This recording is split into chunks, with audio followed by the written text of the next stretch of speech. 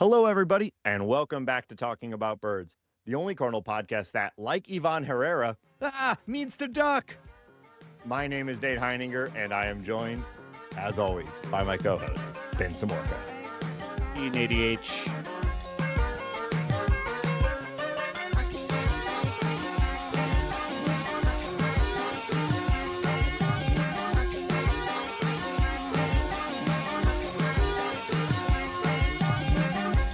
If you have an idea for the opening bit, text or leave us a voicemail at 848-48-BIRDS. And joining us this week, friend of the show, the blog father himself, C70, Daniel Shoptaw.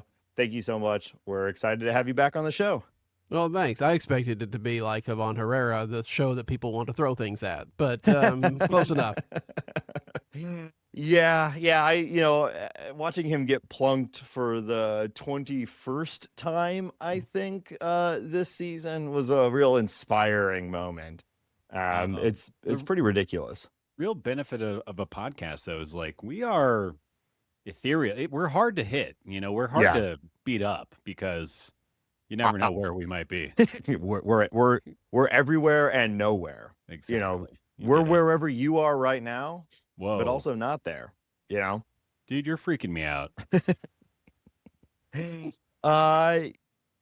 Daniel, did you play baseball at all? Did you ever been hit by a pitch? I have not, because I did not play. Okay. I know it's very surprising given my obvious athletic stylings, but you have the vibe of a former professional athlete, so I wasn't sure. The closest I ever got was doing scorekeeping for the high school team, so that's all I got. Catch a foul ball, maybe. Yeah, I played a little bit. I don't remember getting hit, but I think that's mostly because it's kind of the hallmark of my playing career is that I was terrified of the ball. And so, getting out of the way was kind of my plate approach, if you will. So I don't ever really remember getting hit. Hambone, do you ever get hit by a pitch? Yeah. But you bringing this up, like I played football in like middle school and early high school, and it just get the cookie. I had some problematic coaches that were aggressive. But it made me think of a time that I was playing special teams my freshman or sophomore year. And special teams, of course, being a football term, not like you were on like a cute little special team. It's a sports podcast, Nate. People understand. I think but it's also Ben, so you had to be clear. You never Fair enough. And we were receiving a kickoff. I was on the front line as I was like a blocker. I don't even remember what the positions are called anymore.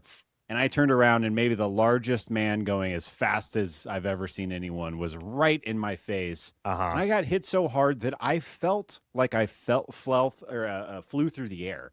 I know that didn't happen, but that is what the impact felt like. And then I remember like snot coming down I got my bell rung, snot coming down my nose, not really knowing where I am.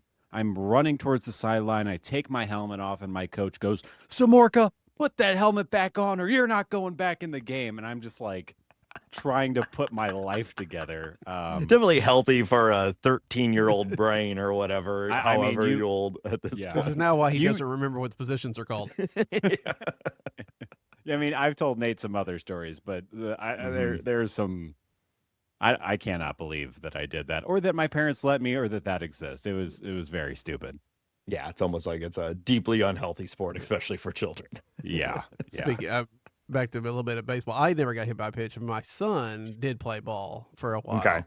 And he did get hit by, I think he probably did get hit by a pitch here or two, but he got hit one time when he was playing catch before practice, hard enough on his head that it left the stitches on his forehead for a day or two. Yeah. We finished practice, but that was a little bit hard. This was when I was still playing baseball, probably middle school. We were playing like long toss in the outfield, and I tried throwing it as hard as I could and sailed the person I was playing catch with. And another one of my teammates, who was about 15 feet or so behind him, was just walking down the field to go do something else, hit him in the side of the head, and he went down like a bag of rocks. It was had to feel good a little bit though. For me? Yeah. No. You probably enjoyed it, you sicko. Yeah. I think about that every night before I go to bed. Yeah. I was playing catch with my daughter.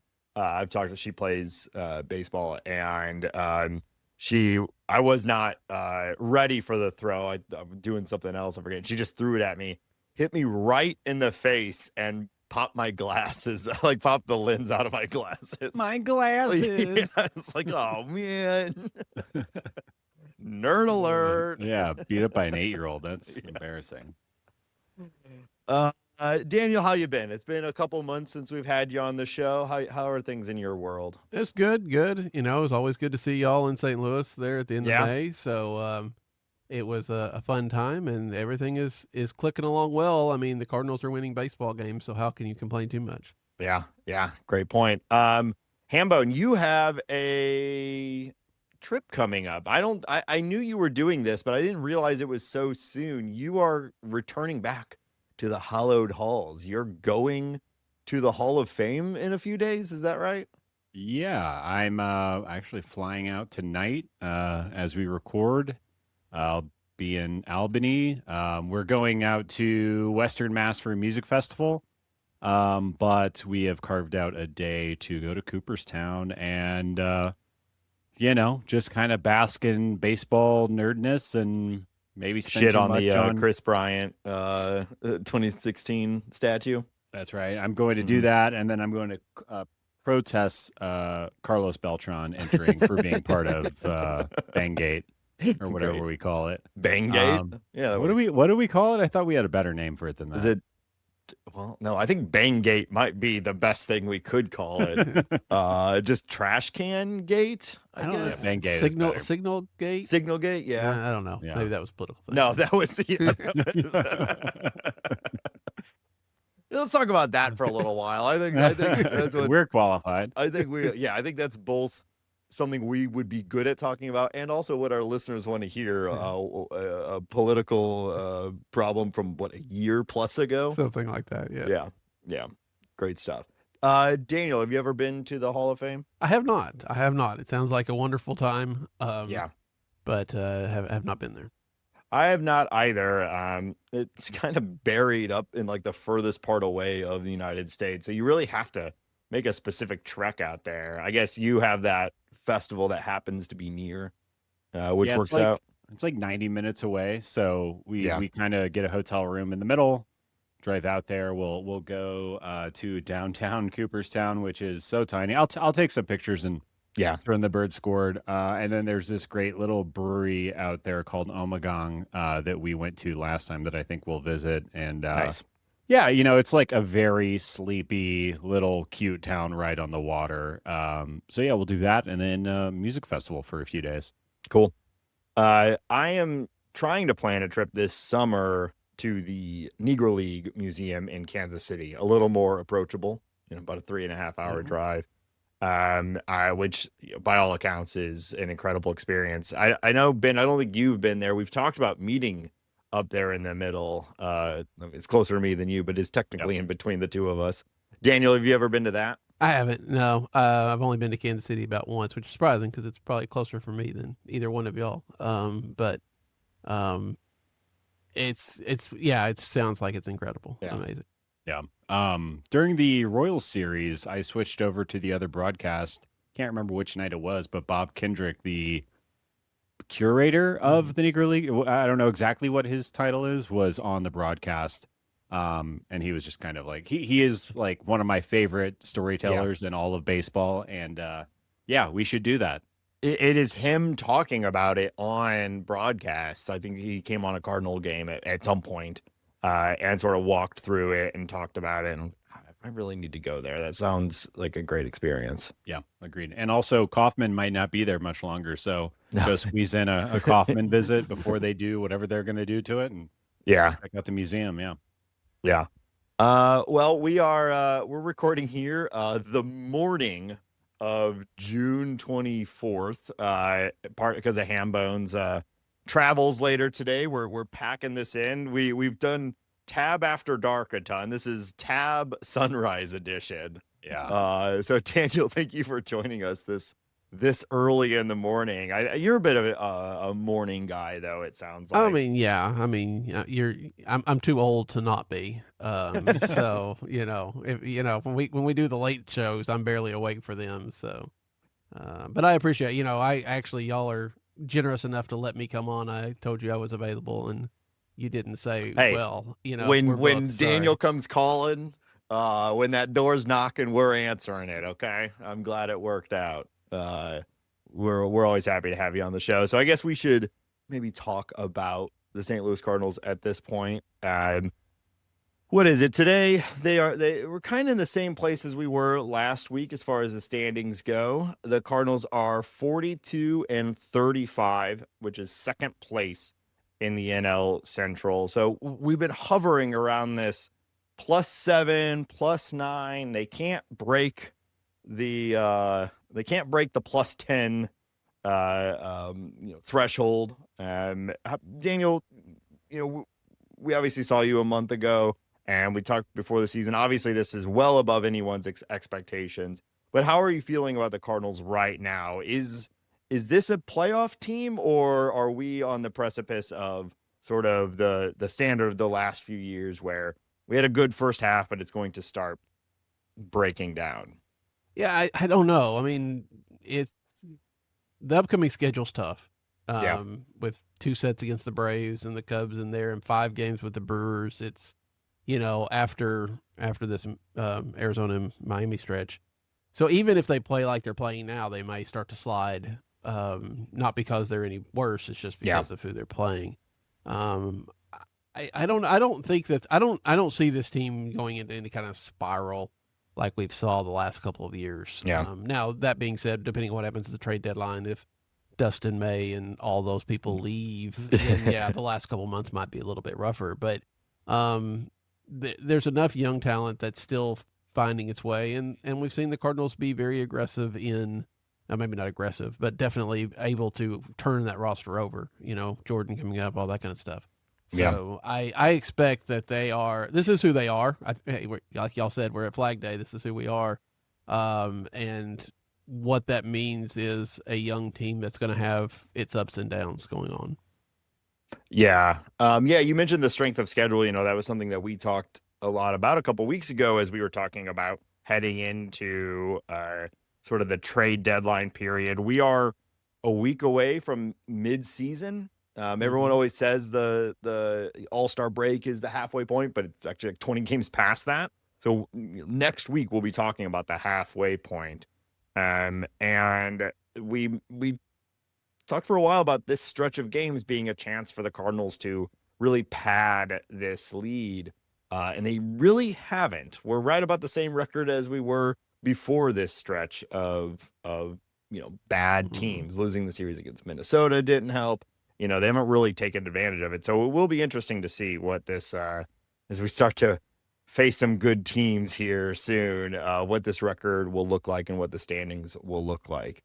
But Hambone, I know we want to talk about one of the reasons why this team is good this year is the real, the breakout on day one of JJ Wetherholt, right? And even now it almost feels like he's taking another step forward. What do you got on JJ?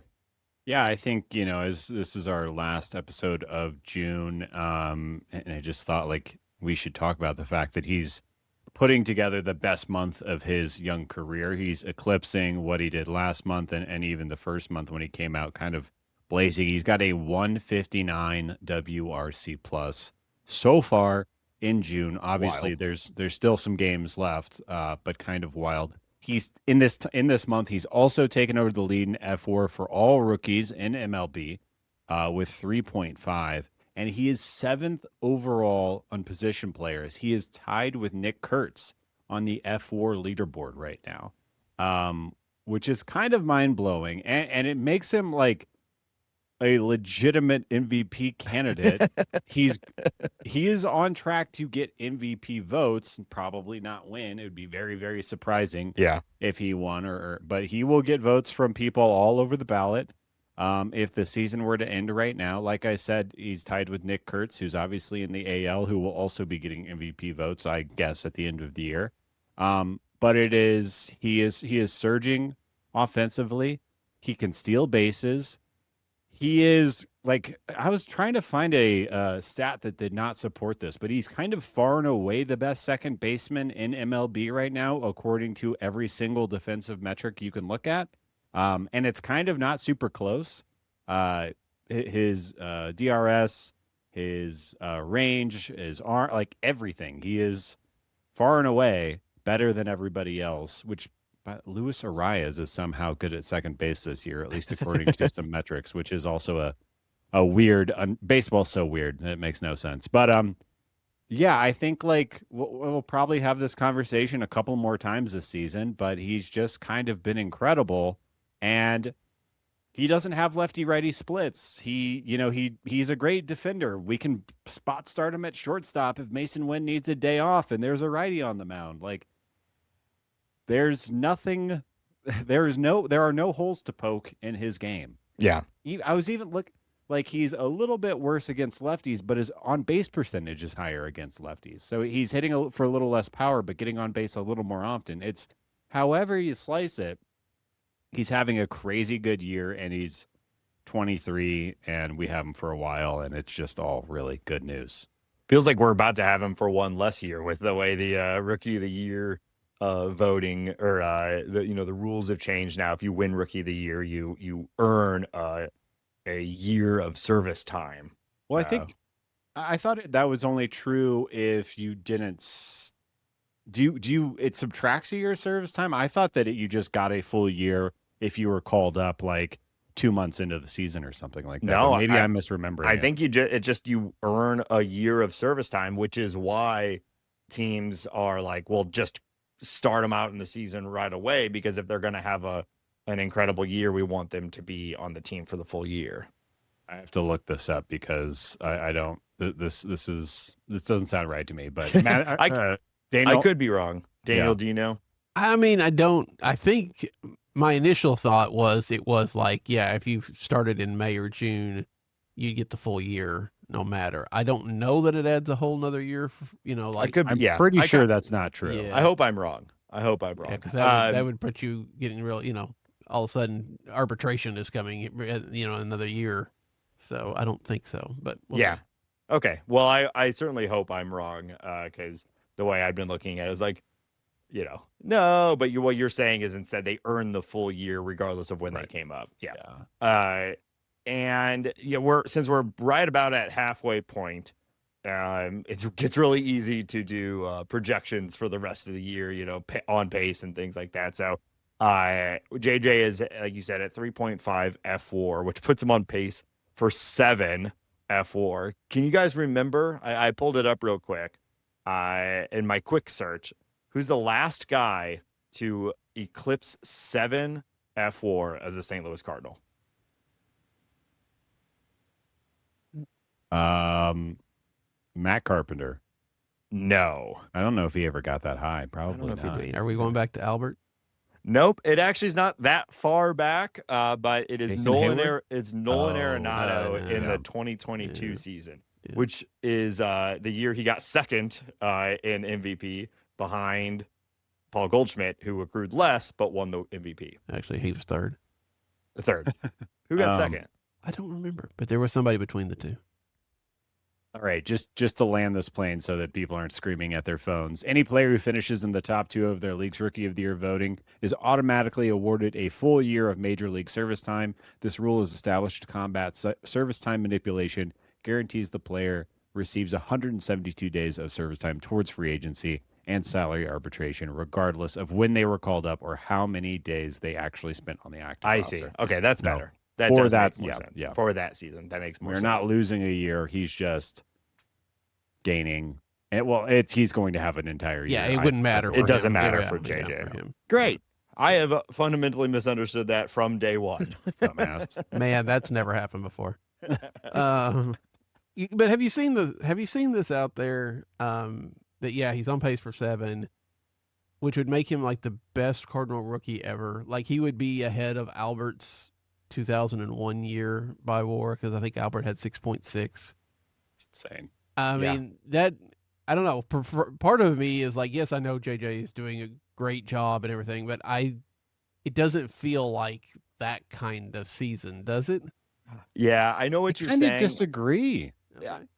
I think it comes down to defensive metrics, right? Yeah. Like, which is always a little wishy-washy, especially in a relatively small sample size. But like, what was Albert playing? Like an all right third base and left field his rookie season. Yeah.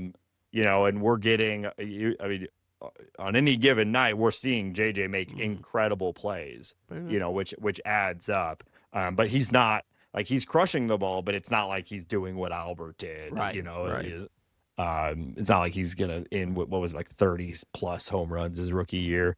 But I mean, that said, even with talking about power, he's got 12 or 11 home runs right now, which was what I was hoping he would get in 2026 altogether. I know at the beginning of the season, we said like if he hits 10 to 15 home runs, 20 bases and hits around 260, like that will be a successful rookie season. And he's obviously going to far eclipse all of those. So it's pretty incredible. There are some good rookies in the league this year. Nolan McLean may have something to say about the rookie of the year voting too. People love to vote for pitchers for this.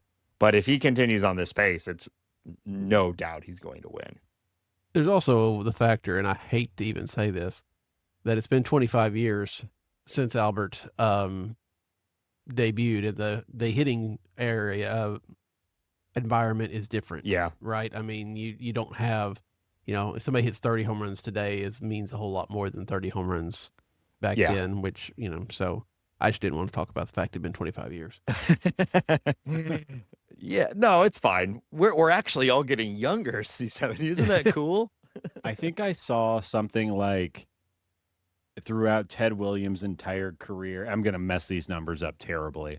It's tab sunrise. No one expects this to be perfect. Nobody fact checks the show anyway. Yeah, no, definitely the well, except for me, but definitely the Birdscord won't be obnoxious with any of this. Well, just to illustrate the point, assume the numbers are wrong. It was something like Ted Williams saw like 450 different pitchers his entire career, and I think it was James Wood has already seen 450 different pitchers. Yeah. It was some young slugger that they were comparing it to. That's obviously only been in the league for a little bit compared to Ted Williams, but I think that part is like a very underrated part of how hard it is to be a offensive player right now. The velocity, the lack of steroids, there's so many things. But back to JJ, I think that I kind of do feel like he is doing that this season. It's the defense, I think, really, really pops watching it every night. And I also think the fact that we're seeing him kind of bounce back from what was not a disappointing May, but it was a dip in performance, at least offensively, and kind of come out hitting even better than he did at any point in the season is pretty incredible. Seeing him bounce back so early and still so young has been really, really fun. Yeah. Well, speaking of people bouncing back, maybe, taking a step forward, we're seeing some signs of life offensively from Masyn Winn right now. He's got a 45% hard hit rate in June, compared to just 30% in the previous months, which we're seeing hit an absolute tank in the game the other night, and is just overall putting together better at-bats right now. The whole bottom part of the lineup has actually been looking pretty good right now. But when we talk about what this team needs to really go to the next level, what would a Masyn Winn who maybe starts to hit like he did a year and a half ago, or actually start to take the step up that we all have been looking for a couple of years now? I mean, what would that do for the team? Daniel, what are you seeing out of Masyn Winn right now? Yeah, it does feel like he's kind of made some adjustments, which is a good thing, not only for Masyn Winn. I think we've seen that up and down the lineup, but Ben was just talking about how JJ had his, slump off a little bit and back up. We've seen Jordan Walker do that some, and I think we're starting to see Jordan Walker come out of, saw him hit 2 balls last night that make you think maybe he's starting to come out of whatever. we're Yeah. seeing those ups and downs, which probably helps in the idea that the coaching staff is stronger and more in tune with some of these players. But yeah, Masyn is, we want Masyn Winn to be good, right? We really Yeah. do. And he never was. I mean, the defense is going to keep him in that lineup, even if he's not hitting very much. But to see him start to turn around, I want to say it was the first game against Arizona. His double was the hardest hit ball of the night. 100 and something miles an hour. So it's good to see him starting to get a little bit more authority and hitting some stuff. He's had some bad luck and everything, but on the whole, if he can get into a hot stretch, that's strengthens his lineup quite a bit. Yeah, and to be fair to him, like he currently has an 89 WRC plus, which is obviously below league average, but it's not horrible, and coupled with his good defense, he's at 1.3 fWAR. He's no JJ, but if he continues on even just this pace, he would end the season about 2.6, an above average MLB player, and we'd be happy with that. But you do start to dream a little bit on, like, if we look back at his 2024, when he had even just a 104 WRC plus, just slightly above league average, he accrued 3.6 fWAR in that season, So even just a return to that, you start to see him at the bottom of the lineup with the new look Cardinals. Like, that's a really good offense. Ben, what are you thinking about Masyn Winn right now? Yeah, I mean, I think that what we've always talked about since Masyn Winn was in the minor leagues, and I think going forward, he always has found ways to improve offensively. And I think that the injury derailed last year, and maybe even a little bit of the beginning of this year, just him kind of being out of whack. We're seeing those signs of life. We're seeing the ball get hit harder and kind of get off his bat a little bit quicker. I think we're seeing better at bats than we've maybe ever seen. He's walking at a higher rate than he ever has in his career, which is very encouraging. He's 24 years old.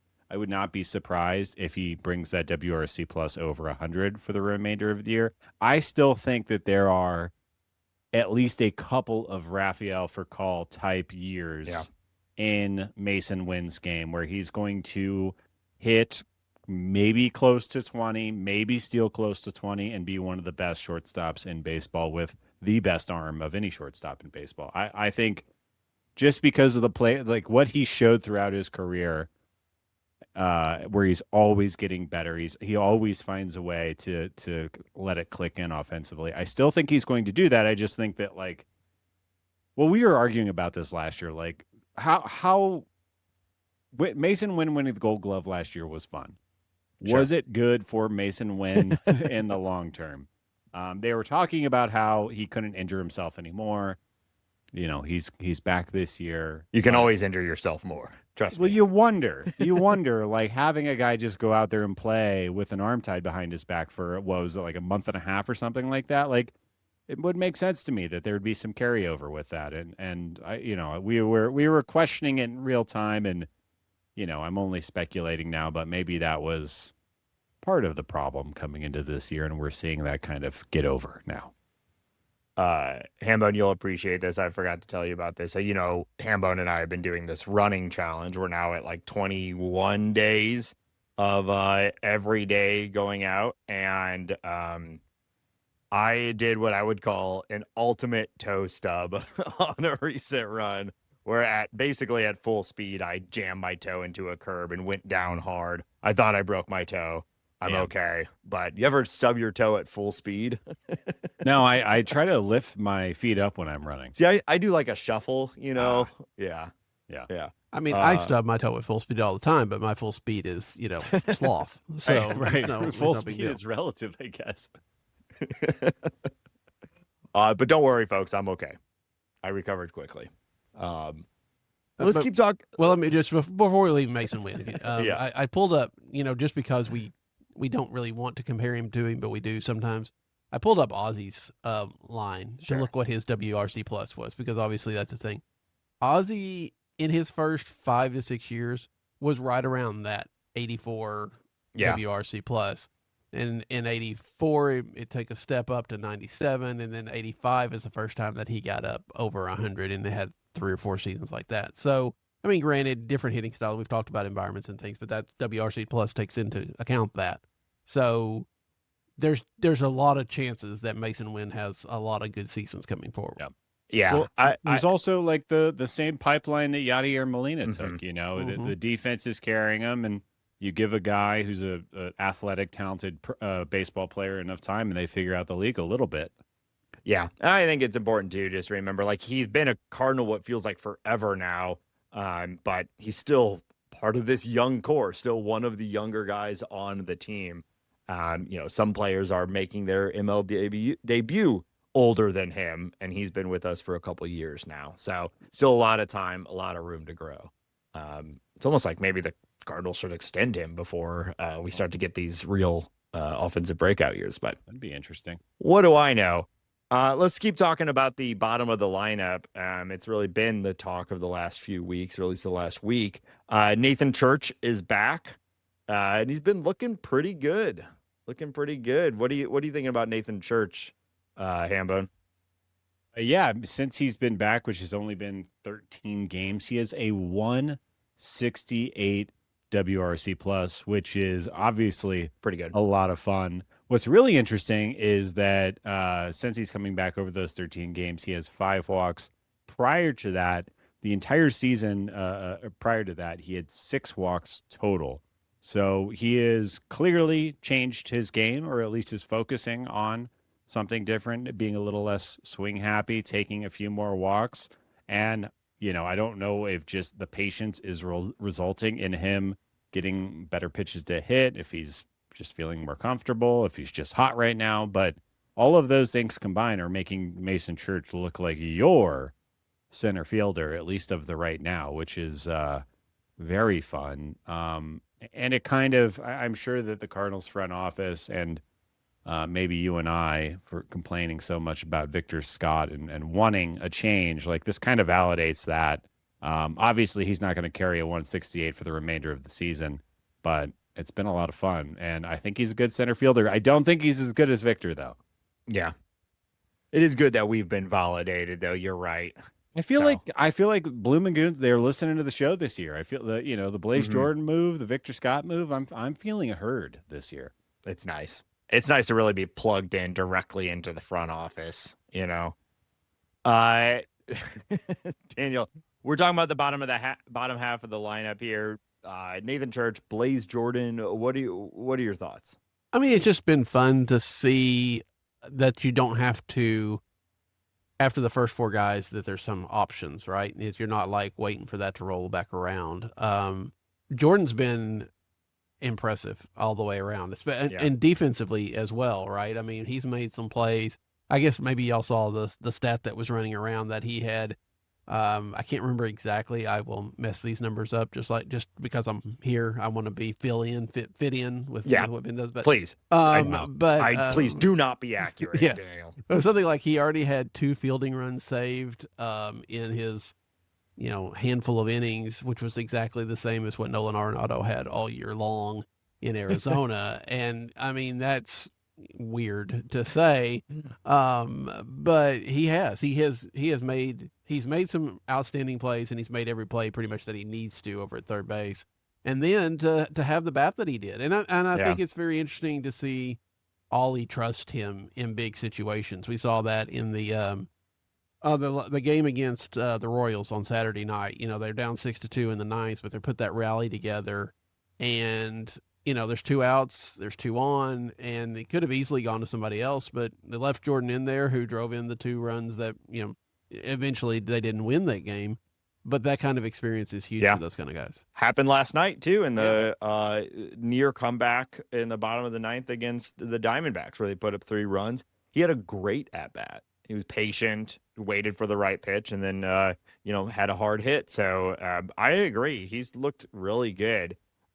Still brand new. I expect the opposing pitchers to start to figure out his weak spots and exploit that. We haven't yet gotten to that point where they're really starting to. He needs to make an adjustment at the big league level. But so far, you really can't complain about it. His defense, it's funny, he's just one of those guys that it's like, I think he's just never going to look like he's really good over there. Although he obviously has been pretty good, but it's like the opposite of a flashy style. And after, years of watching Arenado, I think we're all, or at least I personally am like, you've got to be like crazy athletic and diving all over the place to be a good third baseman. And Blaze just sort of makes the play, gets it done, and throws the ball, and has been pretty good. He is, it's easy to do because Nolan Gorman was running a negative fWAR, but he's already eclipsed Nolan Gorman's production on the season. And yeah, I think it's probably not flashy, but I think kind of what you guys are talking about, the quality of the at-bats is what's really stuck out to me. And I think there's been some late inning situations that, like you referenced, that at-bat against Paul Sewald last night, and some other ones I think has really impressed me. And he's doing the thing he was doing in the minors where he doesn't strike out a lot. Probably should walk a little more, but he's hitting the ball hard more often than he isn't.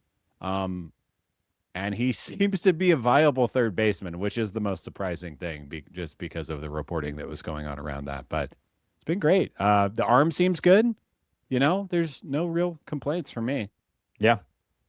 So it's this is what we were expecting from 2026 was like, all right, we're going to get to see a bunch of these guys. We're going to see a bunch of new faces. It's probably going to be rough, but we're going to figure out the future. And instead, these guys keep coming up and be like, they're pretty good. All right. I think we might have a solution for a little while. I don't want to get ahead of myself. It's not been that many games, but I think he, just about every young player on this team so far, has exceeded expectations, which is a lot of fun. Let's move over to the pitching, though.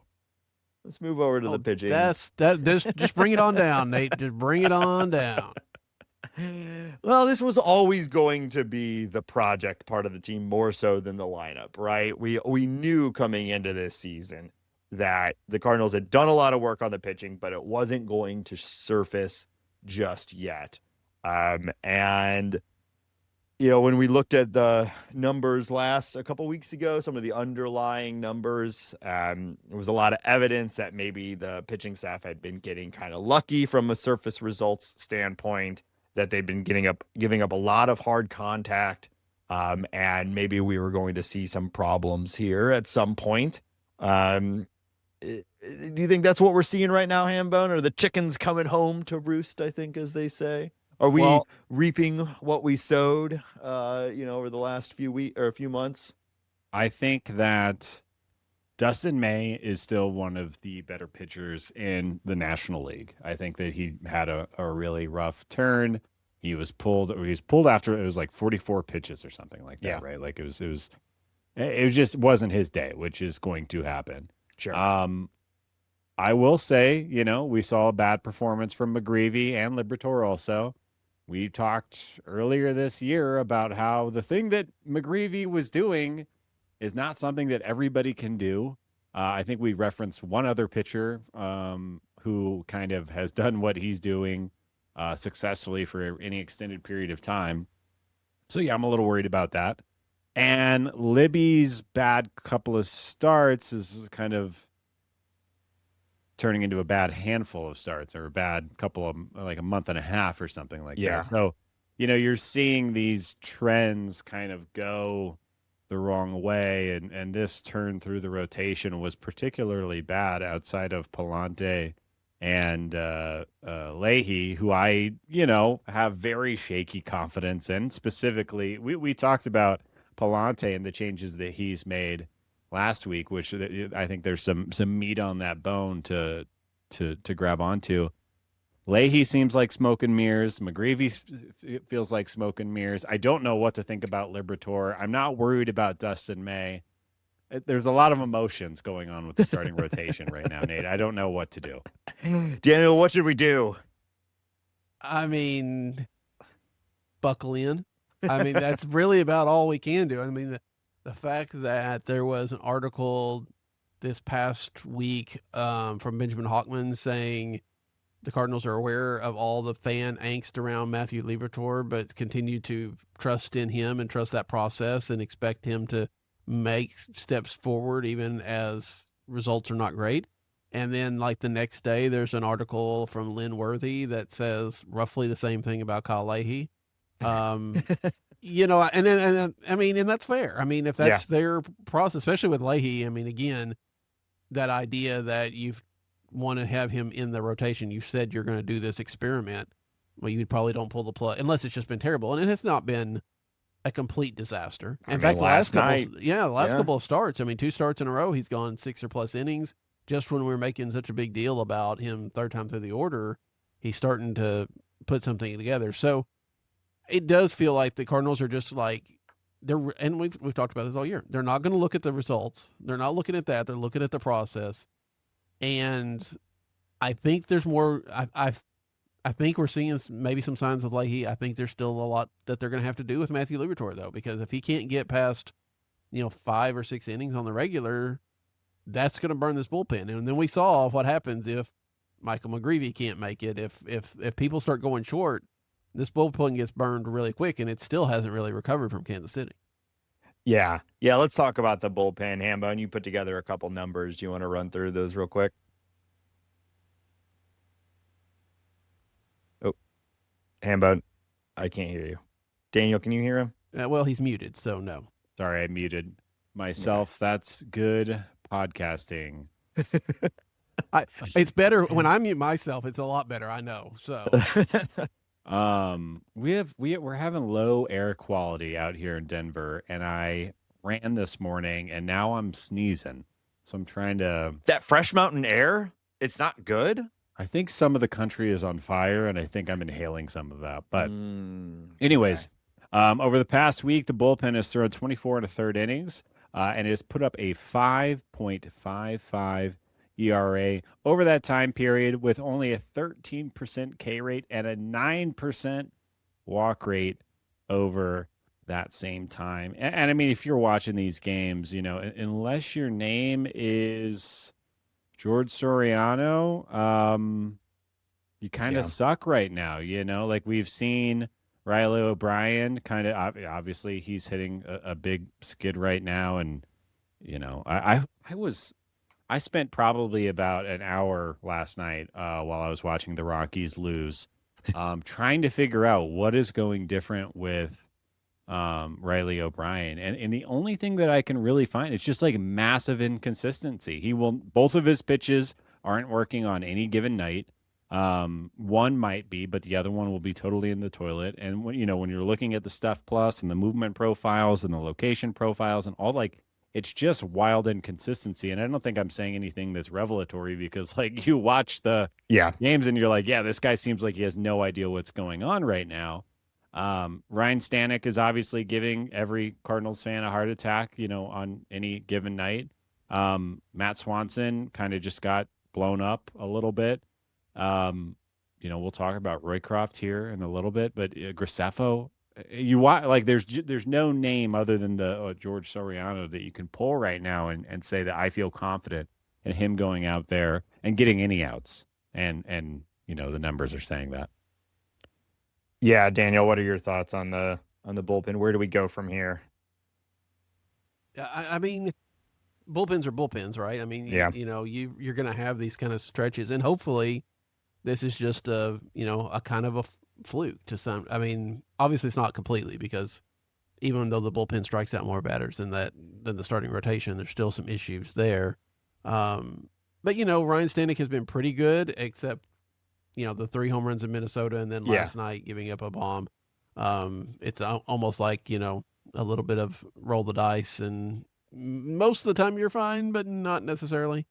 Other than that, I mean, Soriano's been great.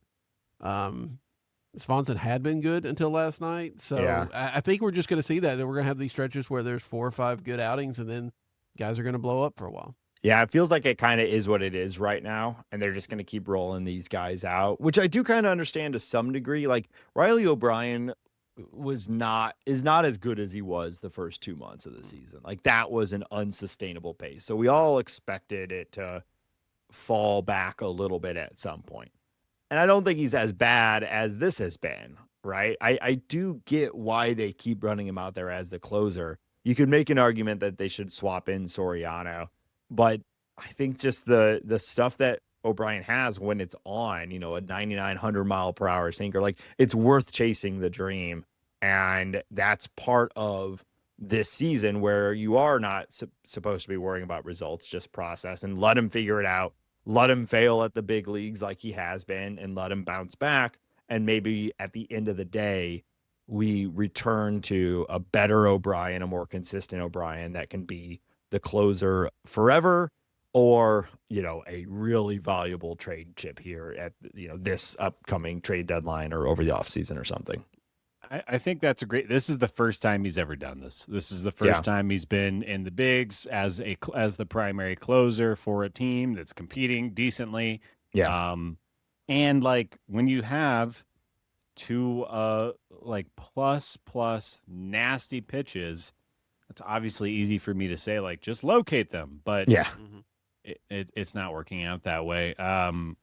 You look at the Riley O'Brien heat map, the center is very bright red, and you can understand it logically. It makes sense. You throw a 99-mile-an-hour sinker with that much run. I don't know where it's going, man. It's really hard to tell you. So, I'm not, Riley. Out of all of those guys, I agree with. I think keep throwing him out there. Hopefully, he'll figure it out. Graceffo, I really worry about. Swanson, I really worry about. Some of these other guys, I really worry about. But kind of what you guys were saying. Bullpens are bullpens. Yeah. And the reality too, at least from a rotation standpoint, there's not a lot of options knocking down the door right now. There's one guy we'll talk about here in a moment. But there's certainly some guys you could swap in from the bullpen side. There always is. You can pull guys up from the minors and give them a shot out of the bullpen. But I don't know. I kind of feel like what they're doing, just keep running it out there and hoping guys figure it out. Either to secure their trade value or hopefully establish themselves and fail at the big leagues and figure it out to be a part of this team long term. I kind of am still on board for it. We've seen all of these guys be good at some point. So is it just sequencing like we talk a lot about on this show and they're all kind of struggling at the same time?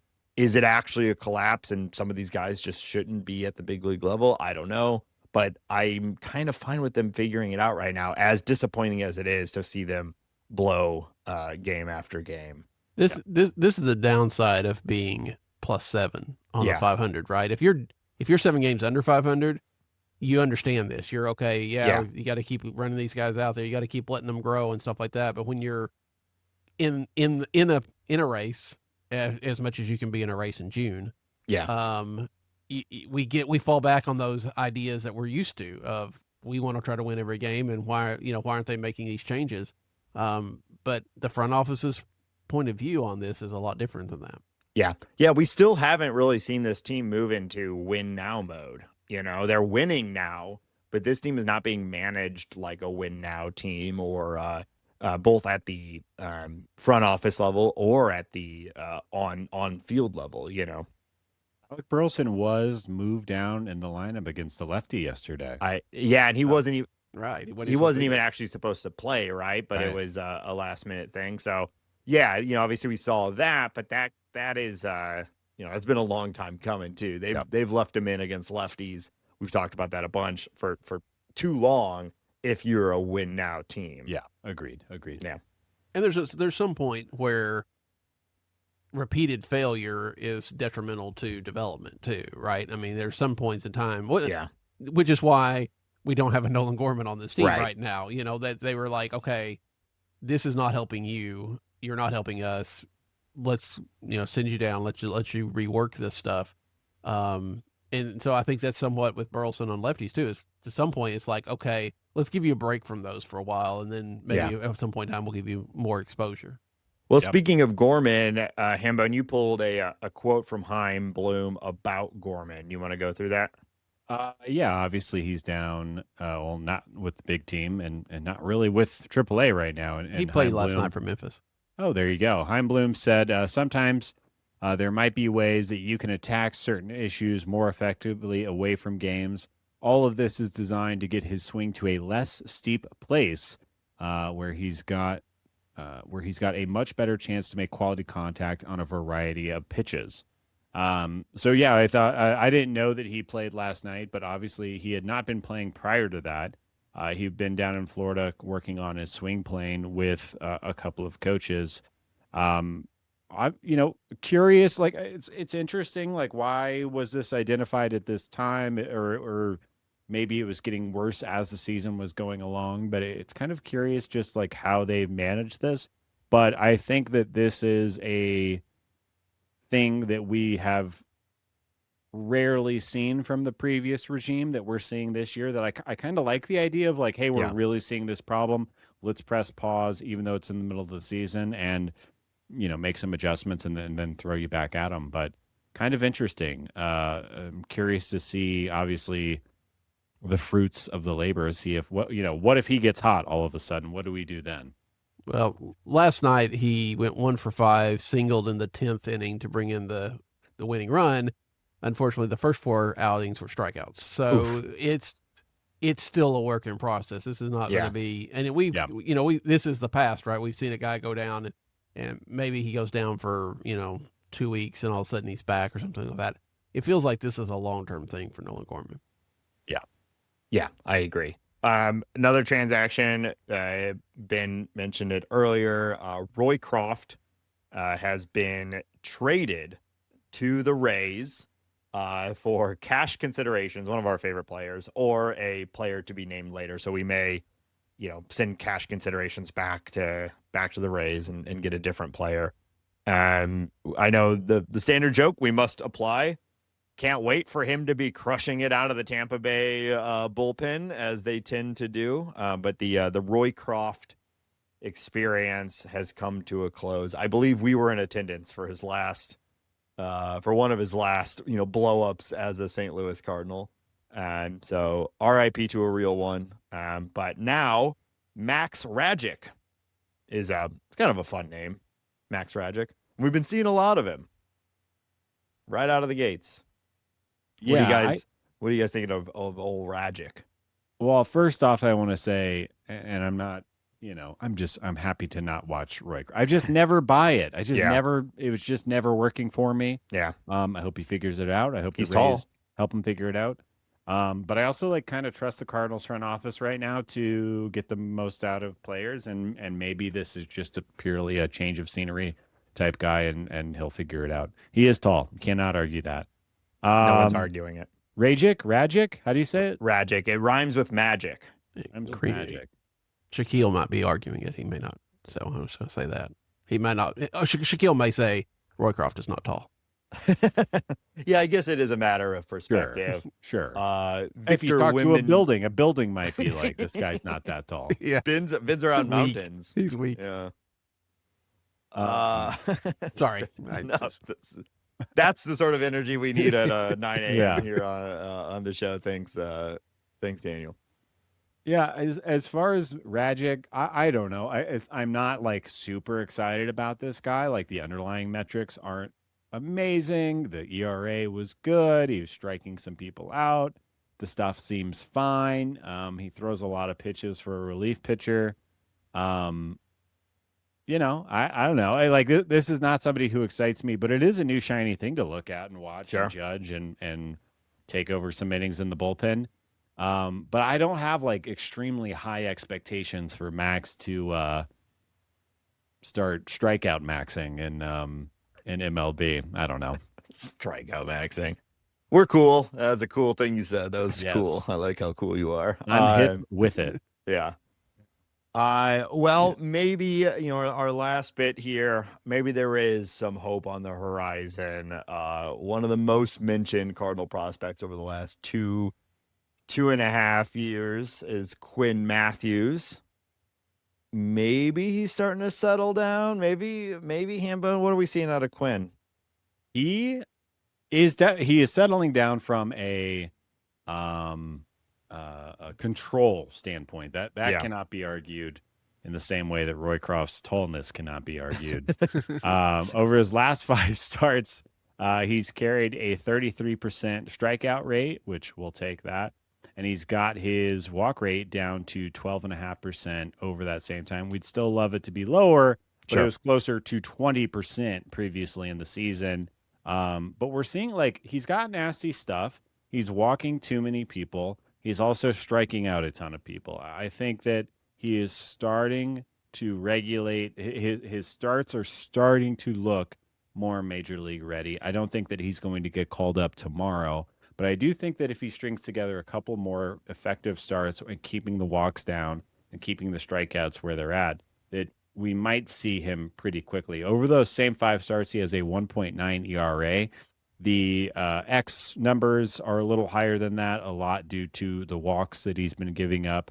But I think we're getting closer and closer to actually seeing one of these prospecty pitchers force their way into the conversation. And I think that'll be very interesting. I still have pretty high expectations for Quinn Matthews. I think obviously he's too wild to come up right now, but I think he's making the adjustments needed to come to the big leagues this or next year, and we'll love that when it happens, I think. Certainly hope so. I think we're all ready for some next generation of starting pitching to start to show itself at the major league level. Yeah, I expect honestly that in his case, and probably on offensively Joshua Baez's case, these are guys that are going to get a call if the Cardinals make trades at the deadline, right? Yeah. If Dustin May goes out, then Quinn Matthews probably gets that because they probably are making that trade in part because they feel that Matthews is at least ready enough to play at the major league level and take the lumps that are going to come along with that. Well, and not to wish for anything here, but the Cardinals starting rotation has been remarkably healthy this year. So you do start to wonder what this looks like if and when, because it's almost always an inevitability with a starting rotation. Someone is going to miss some time, and what do they Cardinals do then? I mean, they're at a year and a half now without doing I know, that. it's wild. I know. It's truly wild, which we love. I'd much rather everybody be healthy, and we let performance dictate who is where than injuries. But you just have to imagine at some point we're going to see somebody.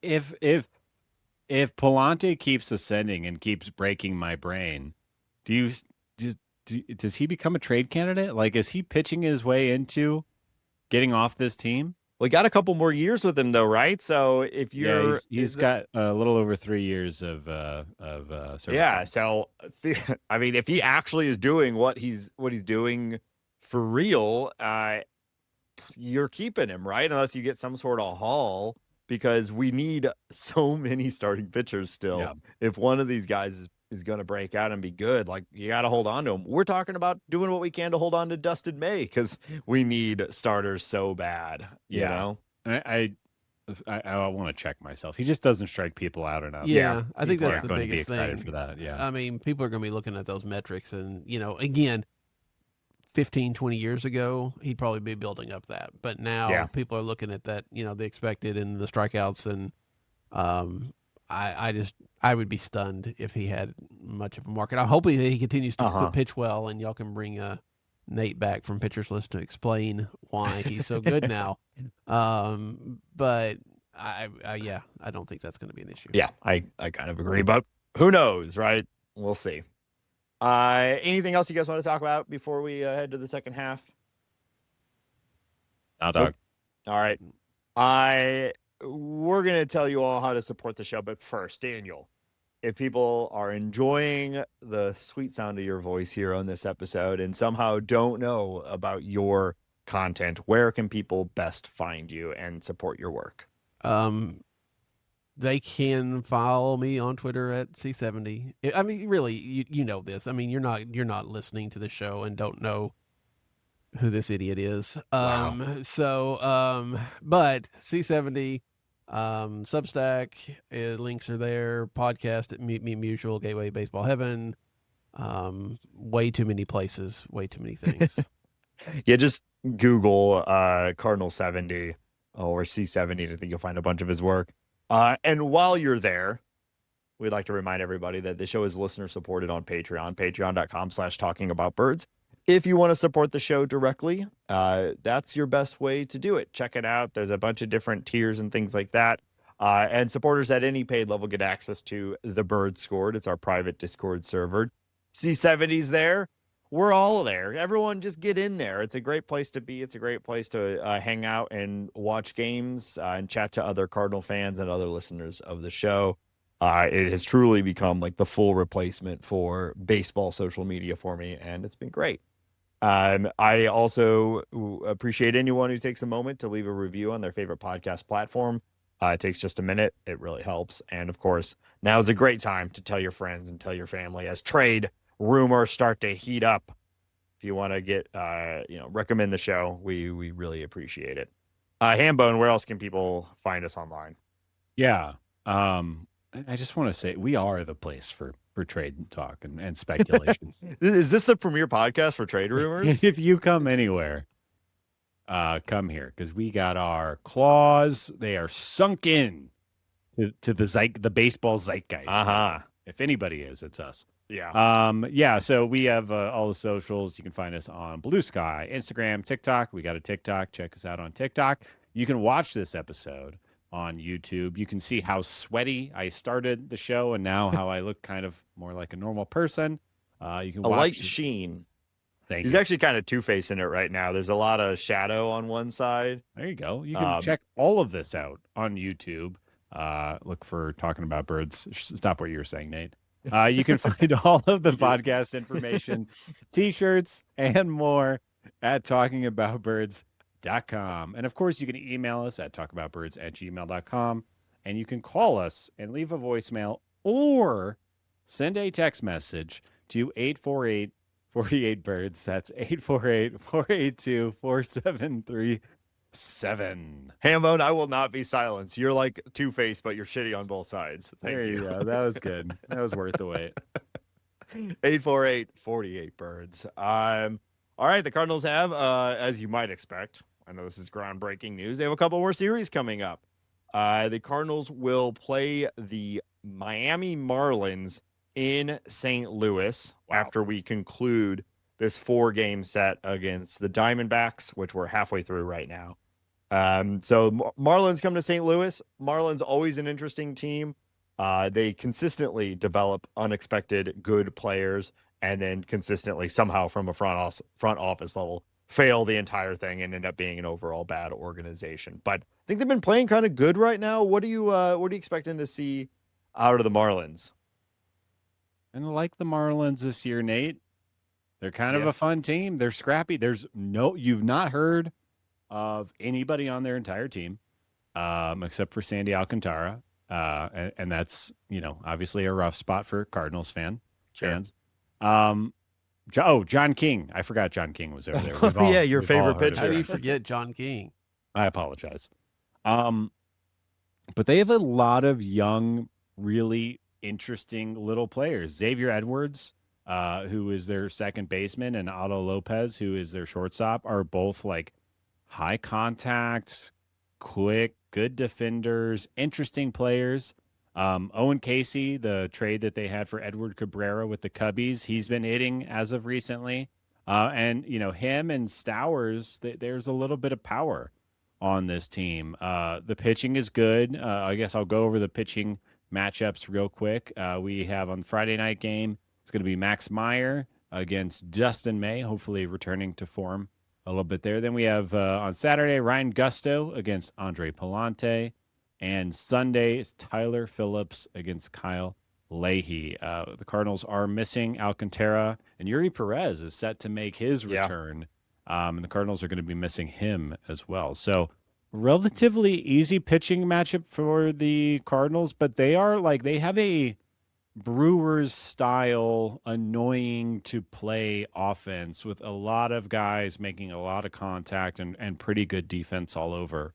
I don't think this is going to be a super easy series, and they're kind of a pesky team. Yeah, their offense is kind of middle of the pack on most metrics, but they are leading baseball in stolen bases. So that'll be interesting. We'll see how the Cardinals approach that. Pajes is pretty good at throwing out runners, but he is not starting most games. And then listen to this, from a relief pitching standpoint in all of baseball, they are leading the league in hits per 9 and home runs per 9.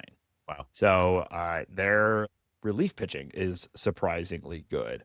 So they kind of, like you said, it's kind of like the Brewers. They kind of just like smack the ball around, get on base, run well, and then their bullpen holds you down. So, it's not like they're running away with it or anything, but they are 2 games above 500, which I think is not what most people expected from them. And especially with Yuri coming back, like this is a team that we'll see how they handle the trade deadline and whatnot.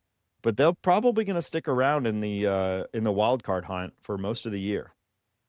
Yeah, it's funny how competitive the NL East is, with the Nationals and Miami taking a step forward this season, and then the Mets just taking a shit this season. You'll love to see it, folks. You love to see it. Yeah, it's kind of like the NL Central. Like, there's like every team at least has some way to beat you. Yeah. Yeah. I was looking at this. Yeah, I was looking at this last night. There are only 5 teams in the AL that have a over 500 or better record right now. Yeah, I think I saw the NL, the interleague play right now. NL is like crushing AL, and that's part of why there's all of these above 500 teams in the NL versus AL, which is interesting. Yeah, it's the National League has 204 wins on the season, and the AL has 165. Wow. It was probably about eventually going to happen once the DH finally started to settle into the National League, because that was really the advantage the American League had. Yeah. A lot of better talent, it felt like, in the National League, but when you had the pitchers hitting and stuff like that, when you played interleague games, it became an issue sometimes. Because NL wasn't optimizing to having a DH, and now we do, right? Like, what would the Cardinals have done with Ivan Herrera in the non-DH era? It'd have been a real interesting situation. I mean, I think we would have bet the over on any kind of stolen bases in the Miami series if he was starting every one of those. Yeah. I guess he's just your catcher, I guess, would just be what you have to have do. A bad catcher, yeah. Or they would have shifted him to first base by this point. Yeah. After that, the Cardinals go to the Braves, one of the best teams in baseball. We've had a run of mid to bad teams, and now we run into the Braves. So should be a real challenge playing the Braves at home, one of the best teams in baseball. Acuna is back on the IL, but he's been on the IL for like half the season already anyway. So this team has been winning despite not having him. Hey, man, let's start with the pitching matchups. What are we going to see from the Braves? Yeah, Tuesday night, we're going to have J.R. Ritchie against Matthew Liberatore, which might be a barn burner. Wednesday night is Martin Perez against Michael McGravy. And then the rubber match on Thursday, Chris Sale against Dustin May. It's going to be tough. 2 lanky freaks. A couple of Jack Skellingtons on the mound that night. Yeah, that one's going to be tough. It'll be maybe we'll see. Does Burley get that day off? Yeah. I imagine everybody should get that day off. Yeah. And we're just going to sit see. this one out. We're just going to, what? You guys have this one. What more to say about the Braves? They're one of the best teams. Drake Baldwin has been pretty incredible out of the catching spot. Matt Olson is having a great year. Ozzie Albies has had a bounce back year. Michael Harris is having a real breakout year. So you keep going. Austin Riley's actually just been fine, but you never know. Any given game, he can crush the ball. They're just good. They're good. They're just good. Ha-Sung Kim is on their bench, which I think illustrates how good they are. They have a great bullpen. Raciel Iglesias is having another great year. And I just kind of want to double stamp Drake Baldwin. He's fun to watch. Yeah. He has as much power as any catcher in baseball. He's just a really good hitter and just a good player overall. But this is going to be really tough. They're really good. We're going down to Hotlanta, the ATL, Wow. whatever. I was Yeah. listening to some Outcast the other day. It was fun. That's a good thing to do. You should do that more. Did I tell you my mom dropped randomly that she like has hung out with Outcast? I know this. Yes. we were at like a thing and like a Outcast song. It was like, oh, I love Outcast. She's like, oh, I know Outcast. I hung out with them one time. It's like, what? It's like in a hotel lobby. I mean, if we were going to guess that Nate's mom was cooler than Nate, I think we would have Damn it. probably gone with that. Yeah. Okay. Yeah. That's fair. Yeah, the whole family's just kind of known for being cool. No big deal. Wow. So that you're was adopted. also cool. That was a cool thing that I said. The way I said it too was cool. I appreciate them taking in an adopted kid like you. Then. I'm from the streets. All right, Hambone, let's move into some league news. What do you want to talk about?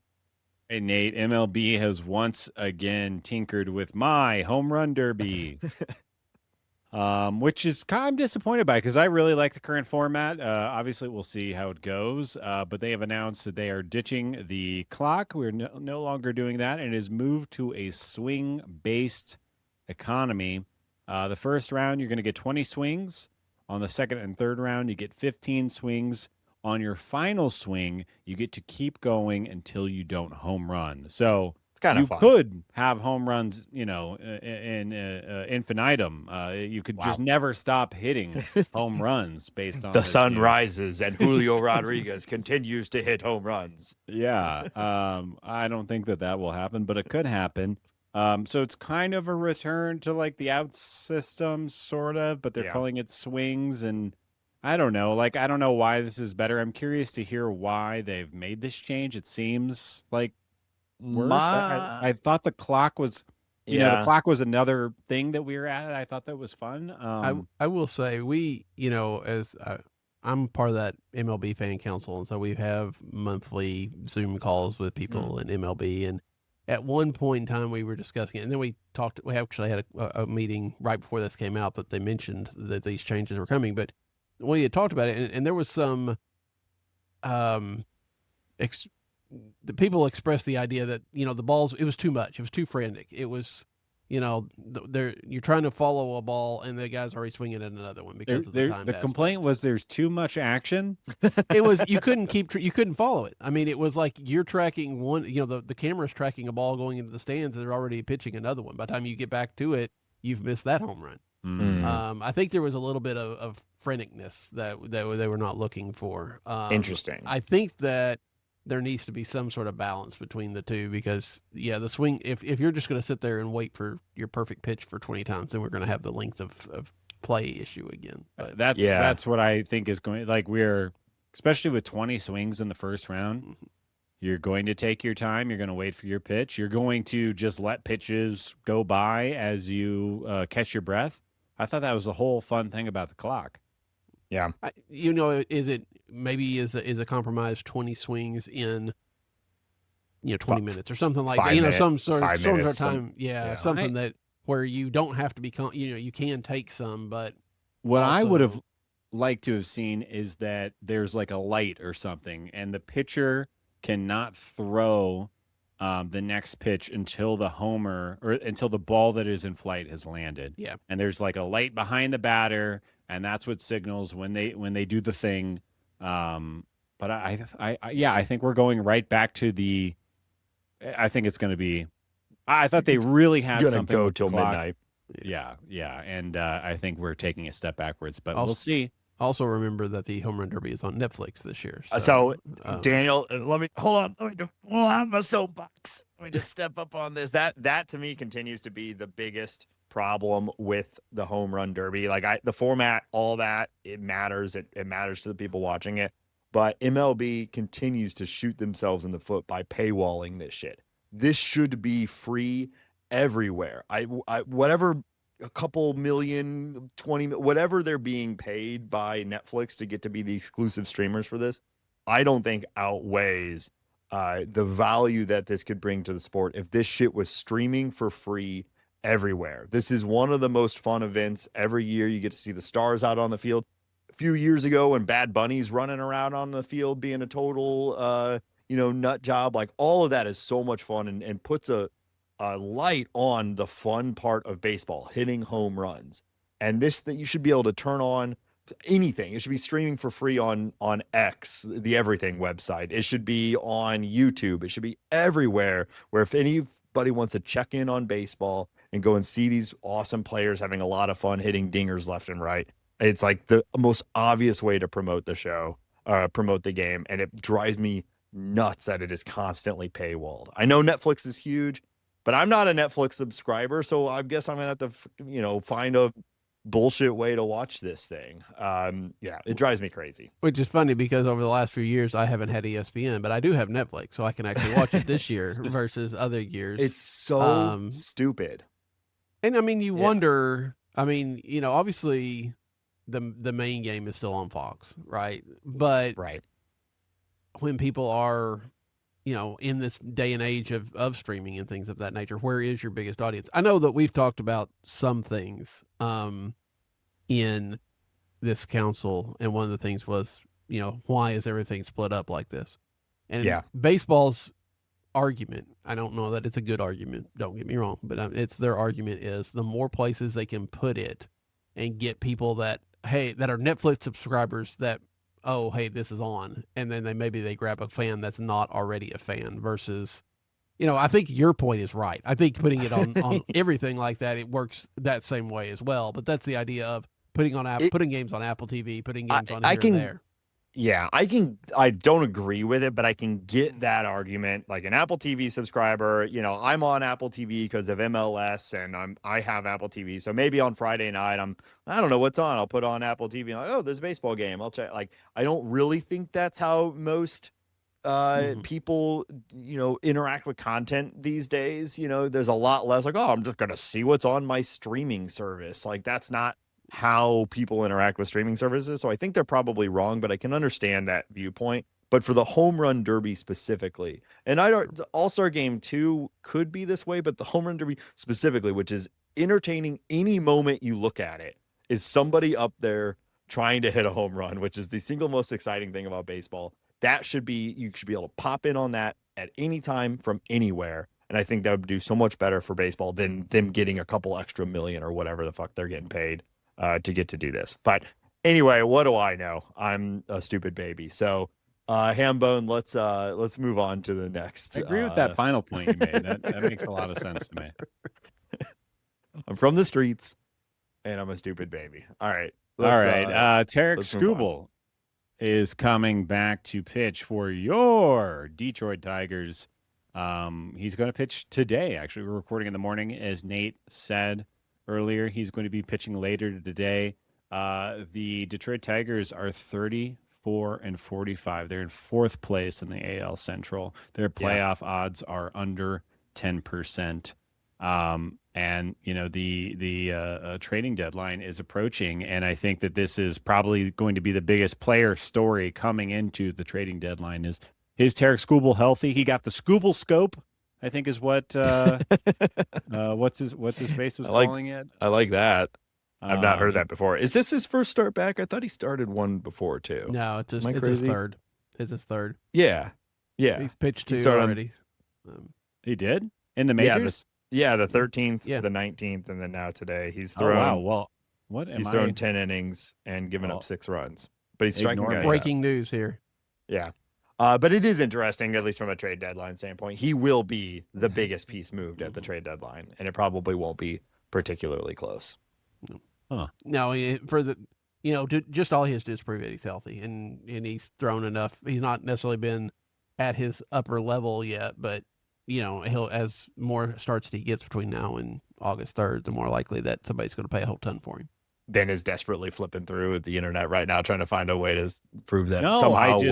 I was reading this last night, and obviously it's wrong. I blame the internet and reading comprehension skills. Yep. And society. Yeah. Makes sense. Well, that's interesting. Now I was trying to look at his performance, and it looks like they have been decent starts. Yeah. Not great, but decent. Well, that's fascinating. I have my finger on the pulse of what's going on in MLB, and that's why you come to this show. All I mean, right. a no-name guy like this is going to fall through the cracks. I mean, that's understandable. What's funny is I watch Tigers games too. I don't know. All right. We'll move on. We got to talk about some Rockies news. Rockies outfielder Benny Montgomery, who was selected 8th overall in the 2021 draft, has retired from professional baseball Monday at the age of 23, obviously having never impacted the major league club. Rockies, they're improving, but we're still the Rockies. Keep that fresh. That's why you don't draft a Benny, Stick with So, Nate's. Are there any good Bennies in baseball right Benny now? the Jet. Benny Rice. I feel like Benny Rice is pretty He good. doesn't go by Benny. He could. He could. Benny Agbayani, or what, is that right? It was for the Mets back in the late 90s, early 1000s. Benny the Yeah. Jet Rodriguez, obviously. That's what I just Obviously. said. Yeah. Obviously. All right. I'm done, Nate. Just move the show on. All right. All right. We're going to finish this game up, or this episode, with a little game. Hambone, it's been a year and a half since we've played this one, so I thought it might be fun to bring it back. With the trade deadline coming up, salaries are going to be front and center. A lot of people are going to be talking about salaries, so I thought we'd take a look at some career earnings from some well-known St. Louis Cardinals in another edition of You Income, You Lose Some. So here's how this game works. I'm going to say a player, Hambone and C70 here will each make a guess at their total career earnings.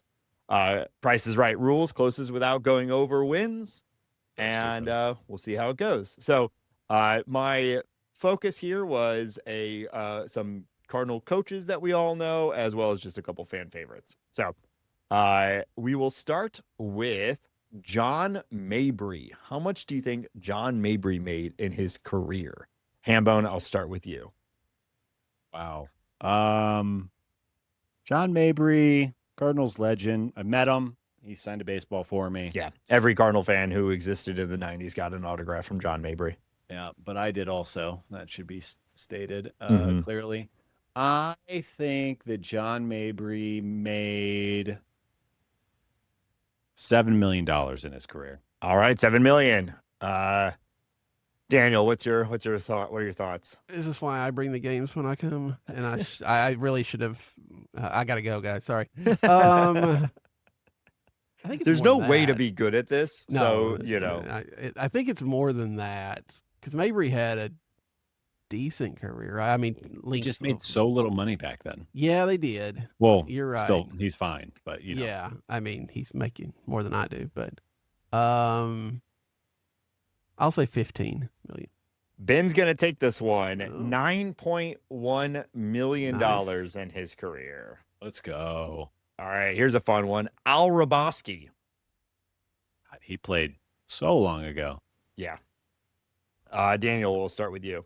He made more from Fox Yeah. Sports Midwest than he ever First- did probably playing. Probably, I would almost guarantee that.